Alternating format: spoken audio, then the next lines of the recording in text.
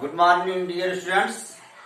आज की ऑनलाइन कक्षा में आपका स्वागत है।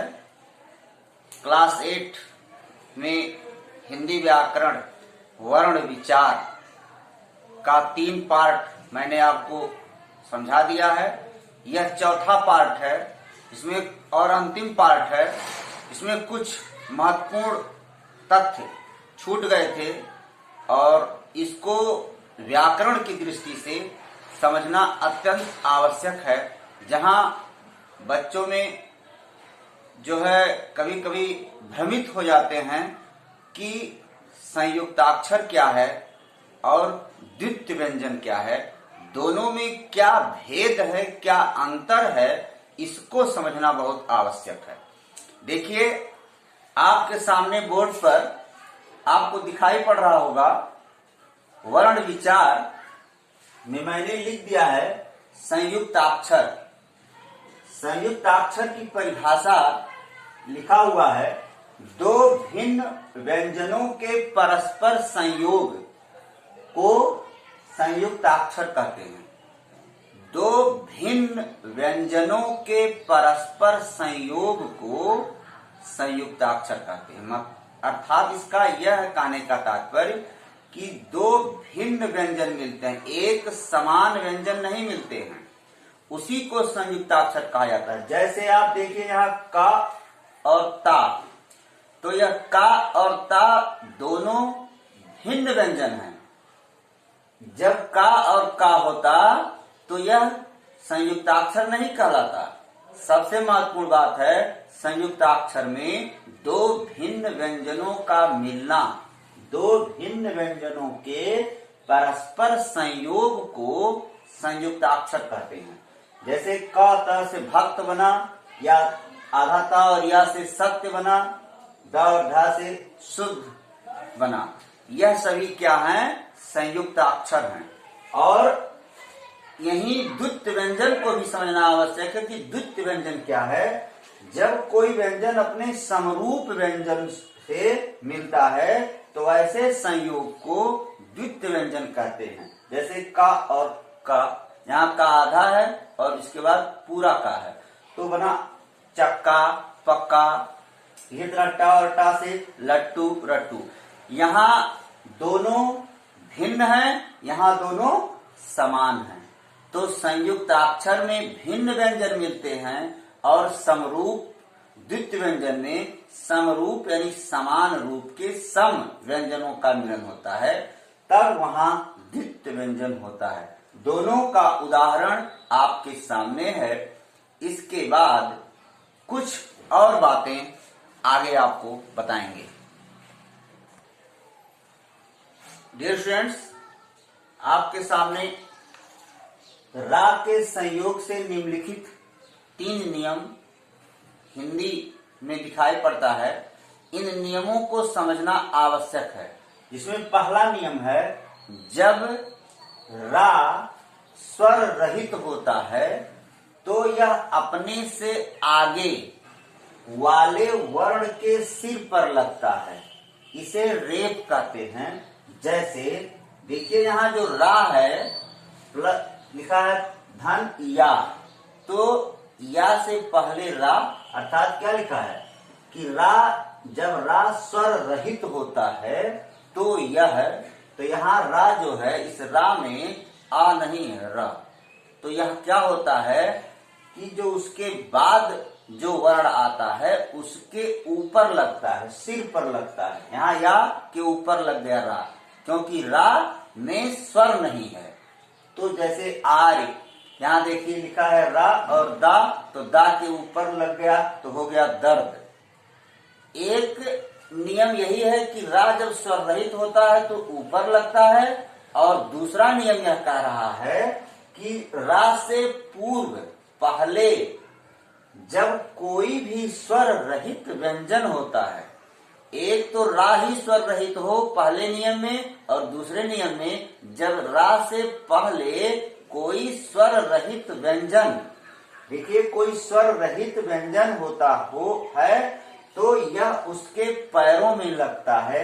जैसे यहाँ देखिए पा स्वर रहित व्यंजन है, धन रा, तो यहाँ हो गया प्र, पा के नीचे पैर में लग गया तो बना प्रकाश।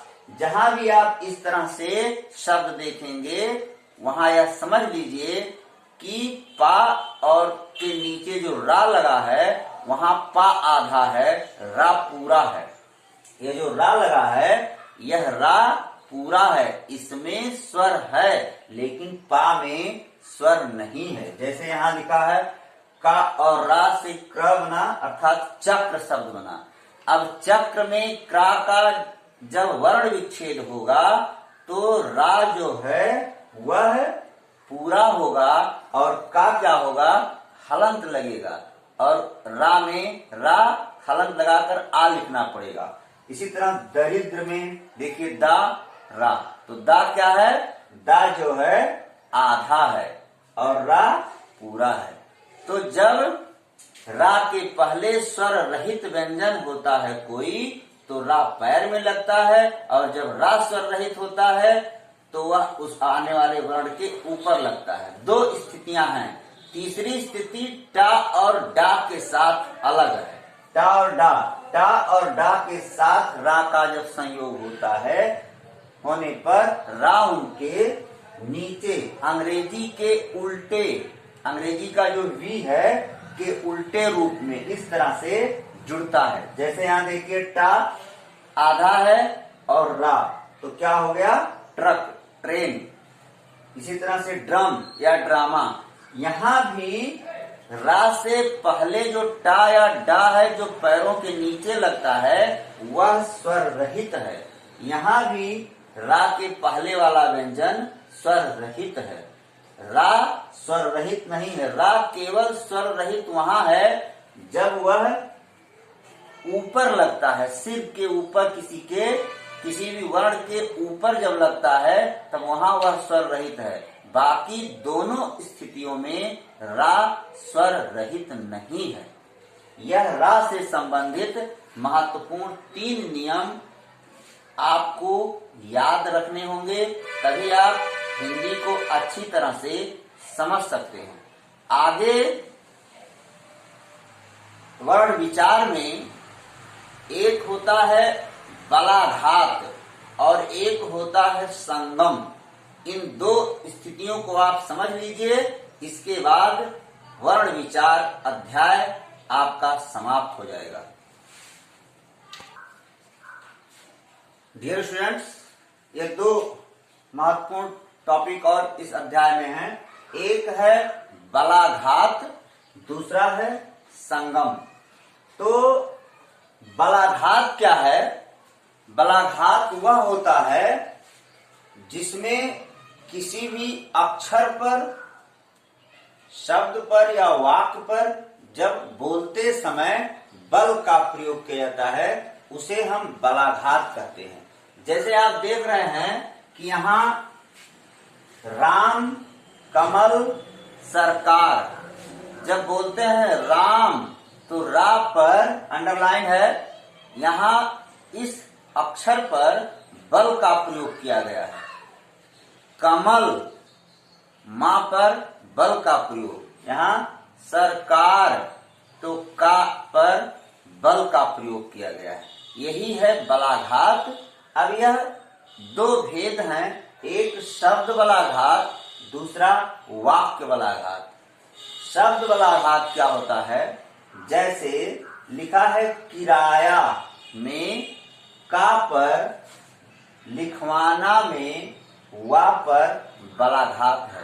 जब कोई भी शब्द दिया है उसमें जब किसी अक्षर पर बल का प्रयोग किया जाता है तब उसे शब्द बलाघात कहते हैं। किसी शब्द में कोई शब्द है उसके जब किसी अक्षर पर बल का प्रयोग किया जाता है, बल से उस अक्षर का उच्चारण किया जाता है, तब वहां कौन सा बलाघात होता है? शब्द बलाघात। बलाघात अर्थात बल पूर्वक बोलना। और जैसे आप देख रहे हैं वाक्य बलाघात, इसका अर्थ है किसी वाक्य पर बल का प्रयोग। जैसे लिखा है उसने राम को घोड़ा दिया।